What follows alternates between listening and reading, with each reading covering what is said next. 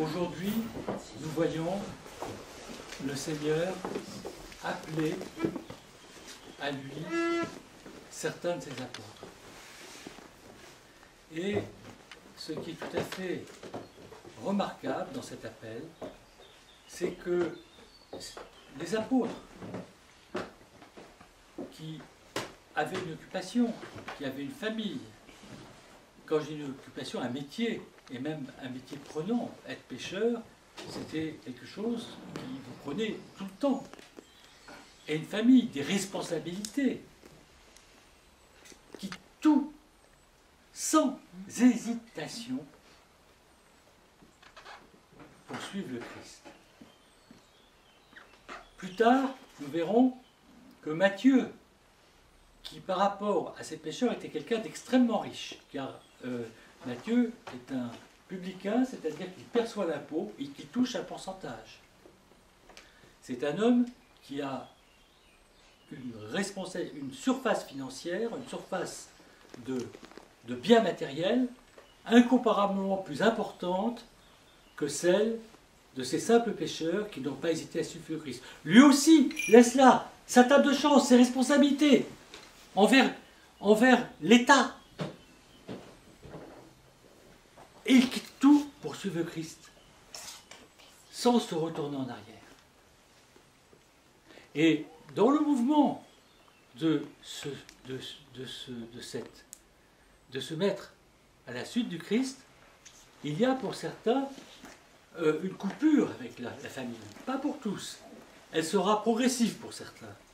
Parce que nous voyons bien que Pierre étant marié, le Christ va chez la belle-mère de Pierre, qu'il va visiter la famille de Pierre, il va chez la belle-mère pour la guérir, etc.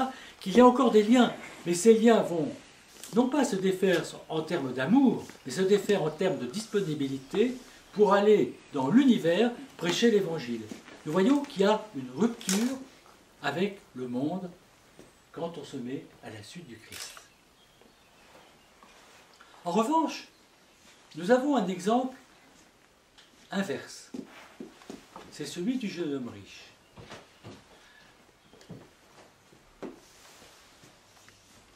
Il y a un homme jeune qui vient voir le Christ et qui lui dit « Bon maître, que dois-je faire pour accéder à la vie éternelle ?»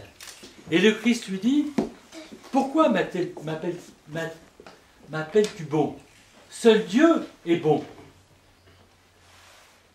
Il voudrait lui faire confesser, comme à Pierre, sa divinité, ce qui veut dire que quand Pierre lui dit « Tu es le Fils du Dieu vivant », il dit « Ce n'est pas la chair et le sang qui t'ont fait dire « Je suis le Fils du Dieu vivant », mais mon Père qui est dans les cieux, qui t'a envoyé l'Esprit Saint pour me confesser comme Dieu. » Et au jeune homme riche, le Christ voudrait lui dire « Mais si tu dis que je suis bon, c'est que tu confesses déjà.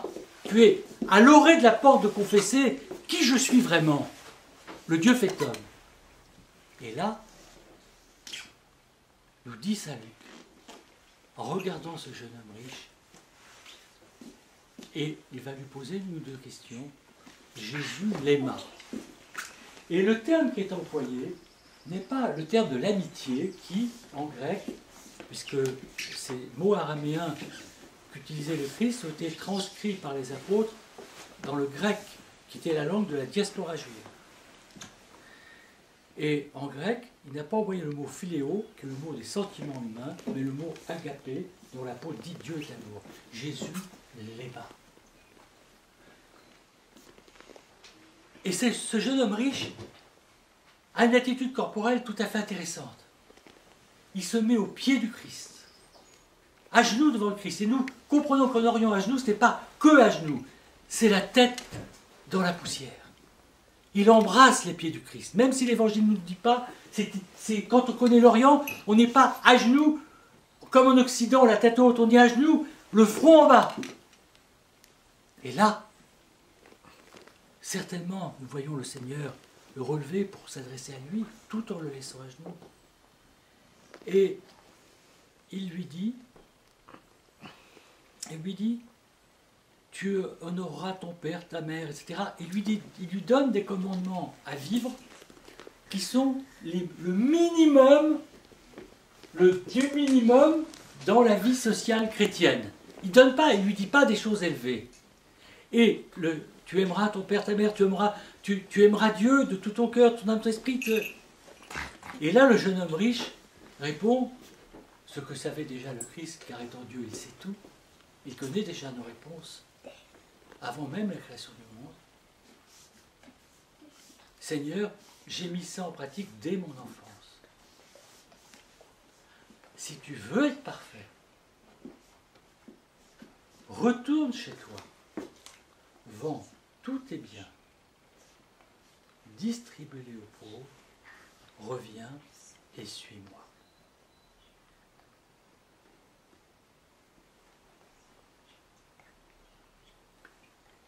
Première remarque. Le Seigneur n'a jamais dit « Viens et suis-moi » qu'à ceux qu'il avait choisis comme apôtres ou disciples. Aux autres, et même, on se souvient que certaines personnes qu'il a guéries veulent le suivre. Il lui dit non, va proclamer la parole. Mais il ne leur demande pas de le suivre. La demande de le suivre est exclusivement dans l'Évangile pour ceux à qui il a dit « Ce n'est pas moi, c'est pas vous qui m'avez choisi, c'est moi qui vous ai choisi. » C'est dit exclusivement pour les apôtres. Il aurait été un apôtre. Nous appelons, nous, les orthodoxes, apôtres, les 70 disciples. Dans le discours du pain de vie, pour que vous soyez encore plus troublés à cette question, pourquoi le Christ étant Dieu, pose cette question au jeune homme riche, alors que le jeune homme riche, et nous l'entendons l'Écriture sainte dire, et comme il avait de grands biens, il s'en retourna tristement chez lui. Il ne répond pas à l'appel du Christ. Il ne se rend pas disponible plus qu'il ne l'était avec cet élan incroyable vers le Seigneur.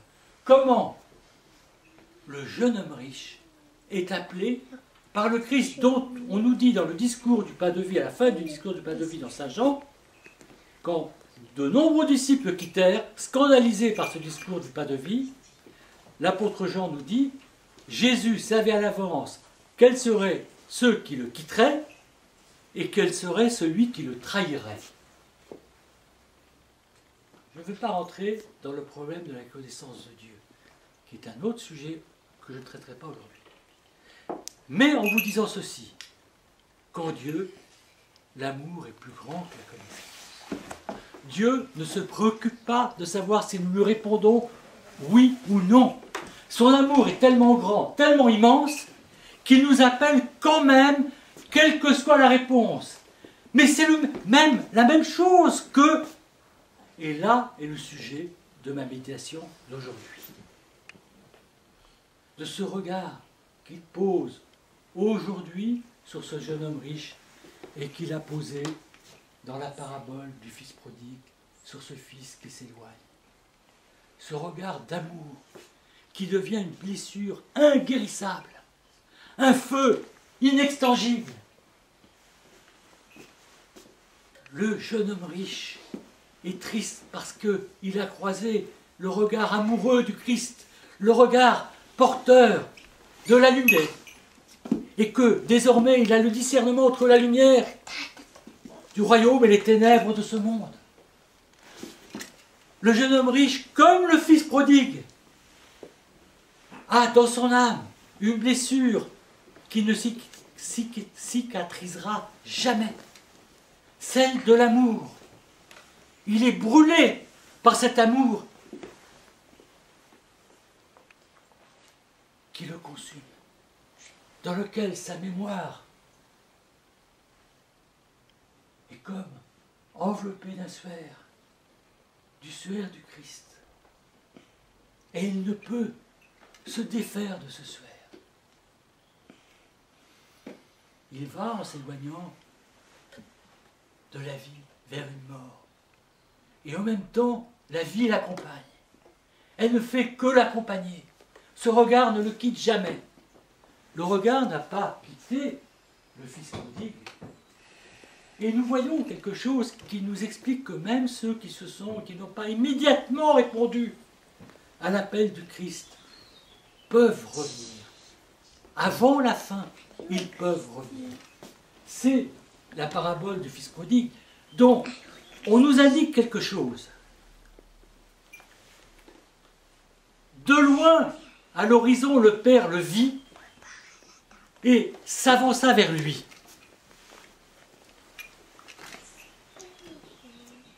Mais attendez, c'était peut-être passé 25 ans. Ça faisait 25 ans que le regard du Père, qui est le même regard que celui du Christ, n'avait pas quitté ce fils prodigue, ce jeune homme riche, pour lui permettre son retour, sa métanoïa, sa conversion. C'est le regard que porte le Christ sur le bon larron, qui, ayant une vie dans l'oubli de Dieu, n'oubliez pas qu'à cette époque, nous sommes dans une société croyante. Ne pensez pas que le bon larron n'était pas un juif qui connaissait la loi, qui connaissait Dieu, il s'en était éloigné. Et à l'extrémité, dans l'agonie, jusque dans l'agonie, ce regard se pose sur nous, comme il s'est posé sur le bon larron, pour que nous puissions revenir. Mais n'attendons pas l'heure du bon larron pour revenir vers le Christ. Revenons vers lui, portés par son regard brûlant et amoureux. Glorifions le Père, le Fils et l'Esprit Saint, c'est Dieu, dans tous les siècles des siècles. Amen. Amen.